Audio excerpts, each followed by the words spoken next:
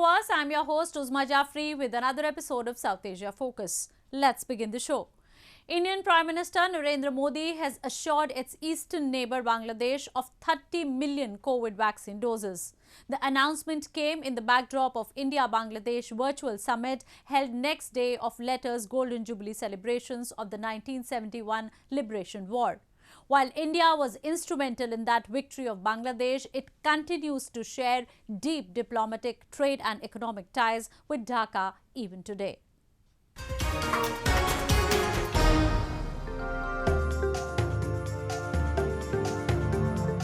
India will help its eastern neighbour Bangladesh with COVID vaccines as soon as they are ready. Prime Minister Narendra Modi said during the virtual summit with his Bangladeshi counterpart Sheikh Hasina. The announcement comes a few weeks after New Delhi allowed India's Serum Institute in November to commit to provide 30 million doses to Dhaka in a period of 6 months when they are ready. संतोष का विषय है कि इस कठिन समय में भारत और बांग्लादेश के बीच अच्छा सहयोग रहा, चाहे वो दवाइयां या मेडिकल इक्विपमेंट हो या फिर हेल्थ प्रोफेशनल के साथ काम करना हो। वैक्सीन के क्षेत्र में भी हमारे बीच अच्छा सहयोग चल रहा है।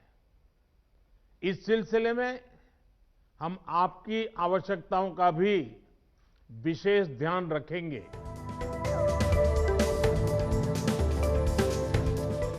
The event, which principally focused at celebrating the liberation war of Bangladesh with Pakistan, underscored the potential of great ties between the two nations.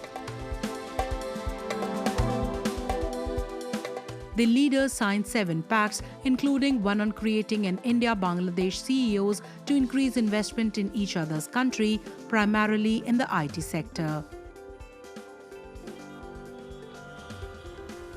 India's largest trade partner in South Asia, Bangladesh has been seeking bilateral comprehensive economic partnership agreement with India, encompassing trade in goods, services and investment. Both sides have now committed to push trade and business under the framework of SAARC and BIMSTEC. New Delhi urged Dhaka to allow its eastern part to get a connectivity with northeast via Bangladesh. Modi is also expected to visit Dhaka on Bangladesh's Independence Day in March. Hasina said that her country will celebrate their joint victory in the Liberation War.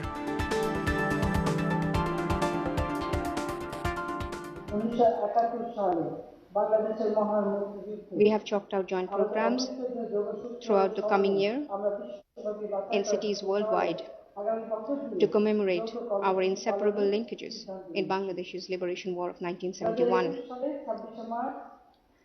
The crowning glory of our joint commemoration would be your presence in Dhaka for the celebrations on 26 March 2021.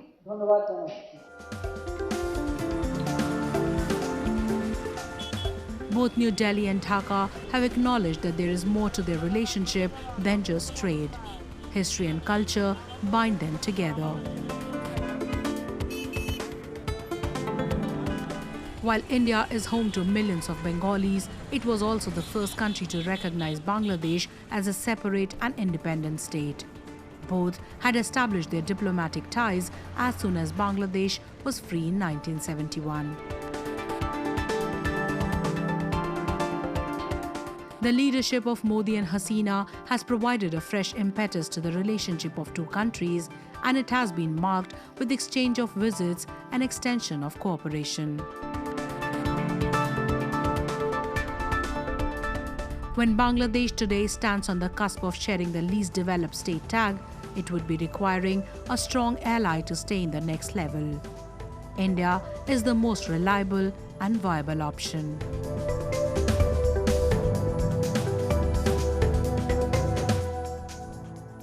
Moving on, the Union Territory of Jammu and Kashmir has witnessed 2 democratic triumphs after the abrogation of special status in August 2019.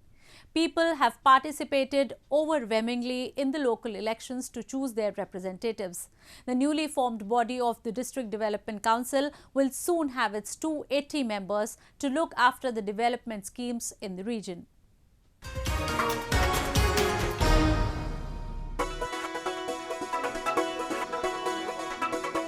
Braving the extreme winter chill and the dangers of COVID-19 pandemic, the people in Jammu and Kashmir turned up in huge numbers to cast their vote. Held peacefully in 8 different phases, the District Development Council elections will bring in people's representatives at the district level to administer the development schemes being floated by the central government. The recently amended governing system of council will also approve the district plans and capital expenditure. The locals say they are looking forward to the positive and real democratic transitions in the region.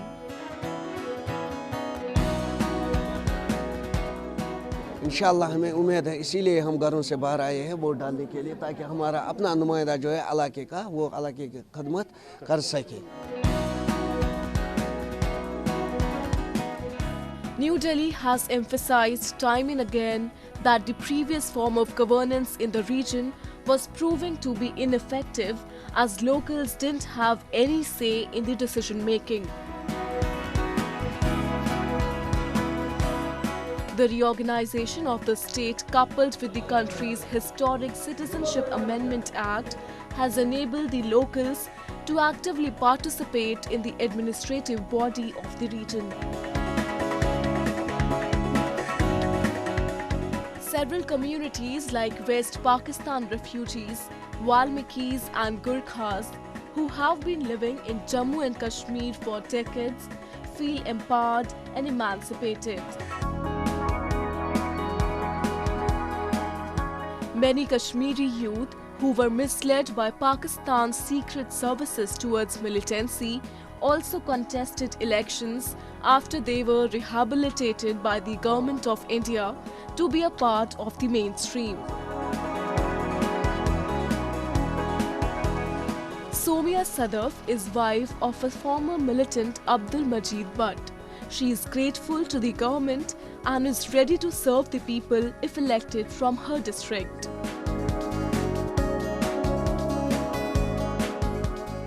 ख़ास तो मेरे लिए यही होगा कि यहाँ पे development होनी चाहिए।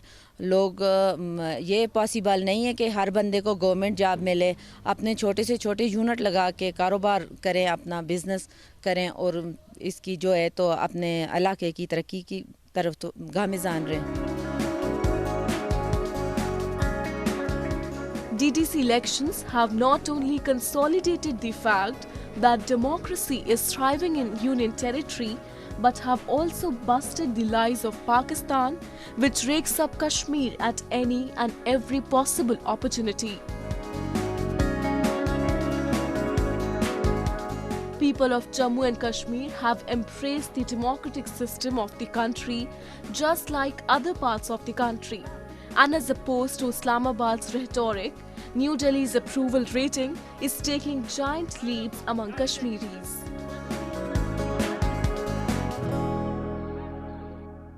Moving on. Prime Minister of the United Kingdom Boris Johnson will visit India next month. He will not just be the chief guest for India's Republic Day, but his focus would be to reset the ties between the two. Observers say the United Kingdom requires more allies, especially after detaching itself completely from the European Union. It finds India a perfect partner in the Indo-Pacific. The two countries are already mulling an overhaul in the ties with key focus on defence and trade. Country's Foreign Secretary Dominic Raab recently visited India to set the tone for long and comprehensive talks between two sides. British Foreign Secretary Dominic Raab's 4-day official visit to India wasn't an ordinary tour. It has set the tone for a fresh direction in the India-UK ties. both New Delhi and London are already mulling upgrading their defense and trade ties, and observers say that this could be time when both decide to commit for longer and deeper partnerships through written agreements.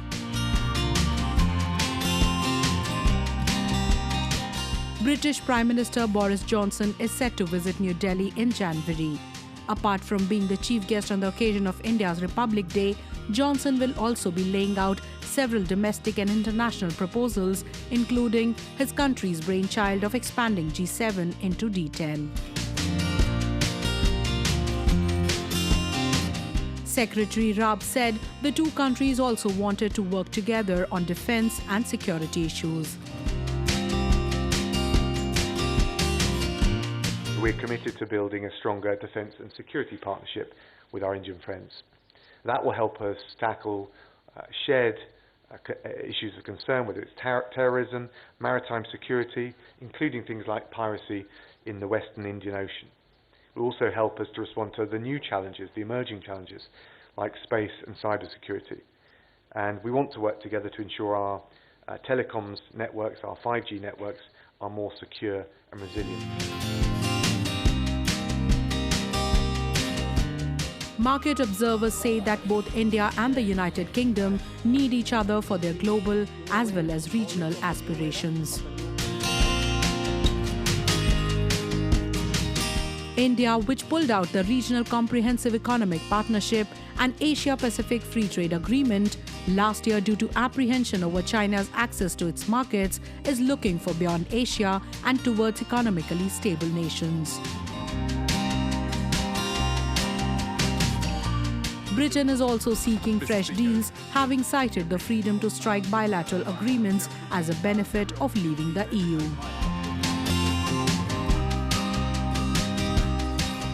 Earlier this year, New Delhi had said the country was open to engage with Britain on a preferential trade agreement, ultimately leading to a free trade agreement. It is important that India and UK strengthen their collaboration to hasten their post-COVID economic recovery.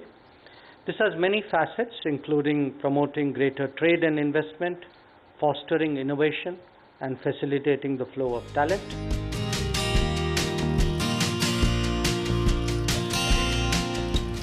Britain is also backing New Delhi to be part of large democratic economies under the umbrella of D10, which, if materializes, will add India, South Korea and Australia to the expansion of G7. The political observers have said that the grouping will also aim to create alternative suppliers of 5G equipment and other technologies to avoid relying on China.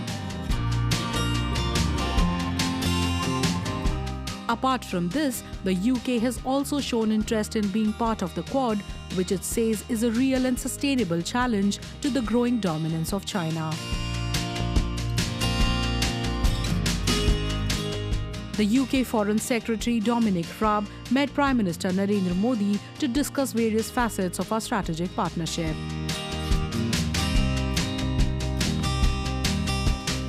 Along with that, the officials also discussed a slew of possibilities regarding COVID-19 response between both the countries, including developing virtual hub to deliver vaccines for coronavirus and other deadly viruses.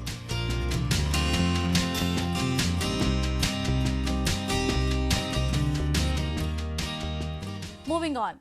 A Taliban delegation ahead of the second round talks with the Kabul establishment met with Pakistan leadership in Islamabad. However, the meeting that came on the anniversary of the heinous Peshawar attack has drawn criticism from around the world. Kabul has time and again accused Pakistan of nurturing and providing a tacit support to Taliban in order to carry out attacks in Afghanistan.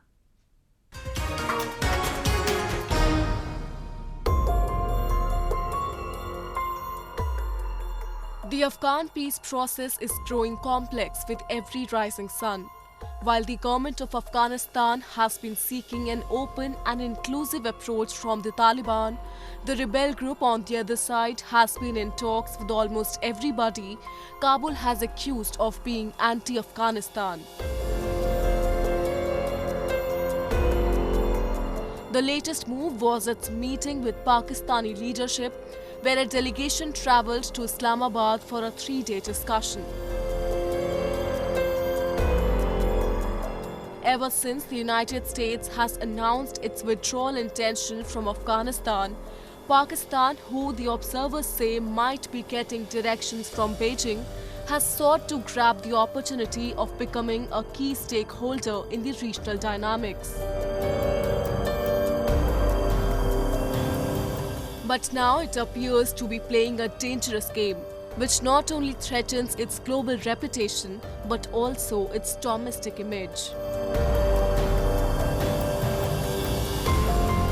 While its leadership has been hosting and directing Taliban for no real reason, the locals are furious over the fact that it is inviting and honoring those who carried out one of the biggest terror attacks suffered by Pakistan.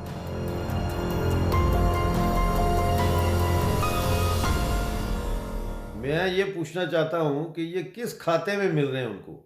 जाहिर है पाकिस्तान जो है वो Afghan government को blackmail कर रहा है कि भाई तालिबान जो है वो हमारे कंट्रोल में है और तालिबान को वो यूज़ करेगा अफगानिस्तान को ब्लैकमेल करने के लिए। और इसमें चाइना का भी रोल है। क्या चाइना का एम्बेसडर भी मिलेगा मुल्ला ब्रदर को? ये बहुत सारे सवालात हमें सोचने चाहिए। The Taliban last visited Islamabad in August, just before the peace talks with the Afghan government began in Doha as the United States pushed for a political settlement while it withdraws troops from the war-torn country. Taliban too has not been giving any clear signals vis-a-vis the peace negotiations. The second round of talks is due to start in a couple of weeks, but it is not ready to hold talks inside Afghanistan. President Ghani has assured them a conducive atmosphere, but the Taliban has not buzzed. In fact, it has stepped up its attacks across the country. A deputy governor of Kabul was recently killed in a bomb blast. This has happened despite international community urging both sides to come to a ceasefire. Any sustainable peace will need to be owned by Afghanistan's very diverse society. This is only possible if the process is inclusive from the outset, with meaningful participation by all constituencies, including women, youth, minorities, victims of conflict, and religious leaders.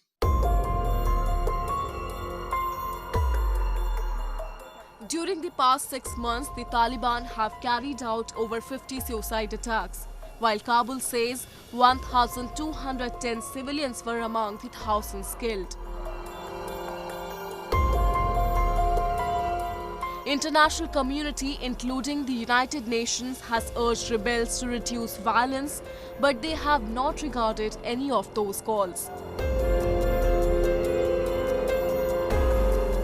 Taliban maintains that there will be no change in their modus operandi until a final deal is hammered out.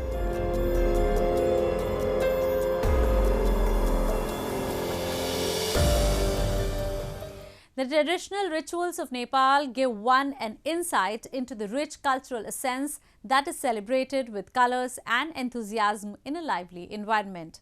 These also showcase the regional and cultural diversity which holds great importance for Nepalese people. Today we show you one of the most unique rituals of Nepal, Ihi or Bel Bibah, celebrated by the Newari community in the Himalayan nation. Have a look.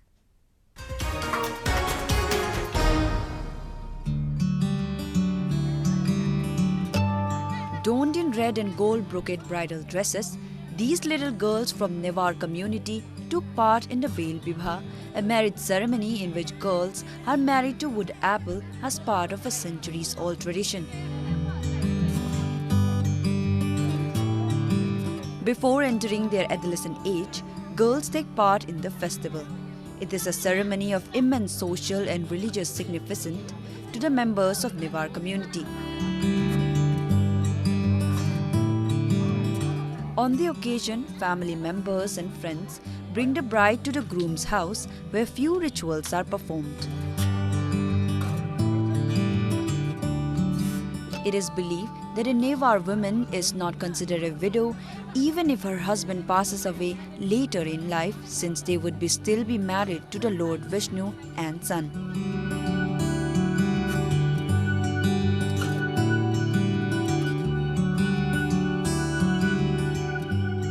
यो विशेष गरेर यो 5 देखि 9 वर्षको बीचमा यो चाहिँ यो जुन यो bell हुन्छ नि त्यसलाई यो सुवर्ण कुमारको प्रतिमाको स्वरूप मानेर त्यो चाहिँ 5 देखि यो 9 वर्षको बीचमा यो कन्यादान गरिन्छ। This ritual has been in practice for hundreds of years, and Newars in general practice monogamy. It is a very sacred ritual, and real Kanyadan as a virgin girl is handed over to God. In a later ceremony, she will wed the son by spending 12 nights in a dark room at the age of 11 or 13, a ritual that earns her additional protection. Her final wedding will be to her real human husband, usually around the age of 25. As per the beliefs and various scriptures, a girl from Newar community gets married at least 3 times in her life. They are first made to marry a wood apple, then married to the sun, before finally getting married to a man.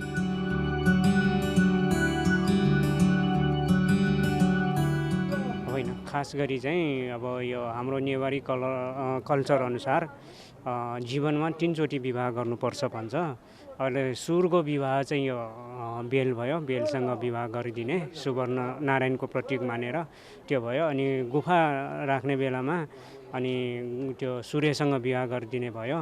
अनि लास्टमा चाहिँ अब त्यो मान्छेसँग नै विवाह हुने भयो। Bel Bibha is a tradition that empowers Newar women and gives them some kind of liberation from the social stigmas attached to marriage, divorce and widowhood.